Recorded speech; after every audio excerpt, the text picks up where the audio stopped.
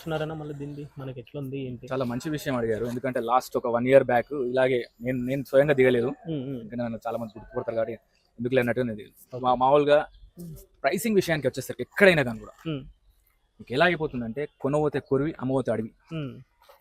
Same ఇదే ప్రాపర్టీని మనము డైరెక్ట్ బయ్యర్ కనుక దొరకలేదు ఎవరి చేతిలోనైనా మీడియేటర్ చేతిలోనో లేకపోతే ఎవరి చేతిలోనైనా పెట్టామనుకోండి, వాళ్ళు ఒక రేట్ చెప్తారు. అది వాస్తవానికి దగ్గరలో కూడా ఉండదు రేట్. అవునవును. అసలు మీరు చెప్పింది కరెక్టే. ఇప్పుడు ఏమైతుందంటే అదే ఓనరు మార్కెట్లోకి వచ్చిన తర్వాత మీడియేటర్ ఏం చేస్తాడంటే ప్రైస్ ఇంక్రీజ్ చేస్తుండు. అయితే ఆ చెప్పేసరికి ఏమైపోతుందంటే దూరం. ఎందుకంటే రీసెంట్ గా ఒక ఇన్సిడెంట్ అయింది కాబట్టి నేను దిగాను రంగంలో. సో ఎవరి వ్యక్తిగత అభిప్రాయం వాళ్ళదండి. సో ఇదే ప్లాట్ కనుక వాళ్ళు కొనేది ఉంటే మన ప్లాట్ పేపర్స్ పట్టుకొని బాబు అని ఇట్లా పోయామనుకోండి, ఇదే ప్లాట్ విషయంలో చెప్పమంటే ఎలా చెప్తారంటే రోడ్ విషయంలో సింపుల్ చెప్తారు. ఆ రోడ్కి ఎంత దూరం ఉన్నది ఇలా పోయి ఇలా రాచి ఇలా రావాలని చెప్తారు. అవును, ఇలా తిరగాలని చెప్తారు. చాలా రోడ్కి చాలా దూరం ఉన్నట్టుగా మాట్లాడతారు. మనం పేపర్ సరే బాబు ఎంతో కొంత కమ్ము పెట్టాను వాళ్ళ పేపర్లు ఇంకో పర్సన్ పంపించాను ఒక 1 week తర్వాత ప్లాట్ విషయంలో. రోడ్ పక్కనే కనిపిస్తుంది, మనకు రోడ్ కనిపిస్తుంది. ఇక్కడ నుంచి రోడ్ కనిపిస్తుంది, ఏం పోతున్నా వెహికల్స్ కనిపిస్తున్నాయి. ఇక్కడేమో మాకు చెప్పేదేమో అంటే 1 year బ్యాక్ విషయం 30,000 చెప్తున్నారు, వాళ్ళు అమ్మేదేమో 40,000 చెప్తున్నారు. ఎంత గ్యాప్ ఉంది? 10,000 గ్యాప్. 10,000 గ్యాప్. సో ఈ గ్యాప్ అనేది నేను ఎందుకు చెప్తున్నానంటే 100% మీడియేటర్స్ ఉండాలండి. ఒక వివాహం జరగాలంటే పంతులు ఎంత ముఖ్యమో మీడియేటర్స్ అనేది కూడా ముఖ్యమే. మీరు కూడా మీడియేటర్స్ మీడియా పరంగా వచ్చింది, రైట్?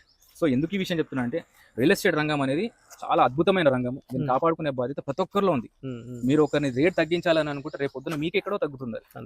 సో అలా కాకుండా ఏంటంటే సమిష్టిగా ఈ రియల్ ఎస్టేట్ రంగాన్ని కాపాడుకోవాలనే దానిపైన ప్రయత్నం బాగా నడుస్తుంది అని నేను అన్నానండి. ఎందుకంటే బ్రోకర్స్ పాత్ర ఈ నగర అభివృద్ధిలో చాలా ప్రముఖం.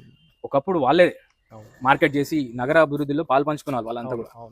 సో ఇప్పుడు ఏమైపోయిందంటే అది కాస్త ఎలా అయిపోయిందంటే చెప్పాను ఎంతకుందు మనం పోతే ఒకలాగా చెప్తారు, వాళ్ళు అమ్మేటప్పుడు ఇంకోలాగా చెప్తారు. 100గా 200% చెప్తున్నది. మంచి బ్రోకర్ ఉండి, అంటే బ్రోకర్ అన్న నేను ఏజెంట్, డెవలప్మెంట్ ఏజెంట్. ఆ బ్రోకర్ అనే వర్డ్ నేను యూజ్ చేయదలుచుకోలేదు. డెవలప్మెంట్ ఏజెంట్ ఉండేసి పార్టీని తీసుకొచ్చాడంటే అతనికి రావాల్సిన కమిషన్ కూడా నేను గౌరవప్రదంగా ఇస్తాను. సో ఈ రంగాన్ని కాపాడుకోవడానికి నేను ఇది మొదలు పెట్టాను, ఈ యజ్ఞం.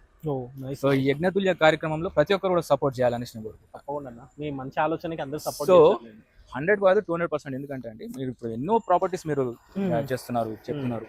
మీరు కూడా ల్యాండ్ ఎంత రేట్లో పెట్టొచ్చు, ఎంత మనం ఇచ్చేయచ్చు అనే దానిపైన మీరు మీ R&D చేసిన తర్వాత మీరు ఒక రేట్స్ వాళ్ళకి చెప్పండి. చెప్పిన తర్వాత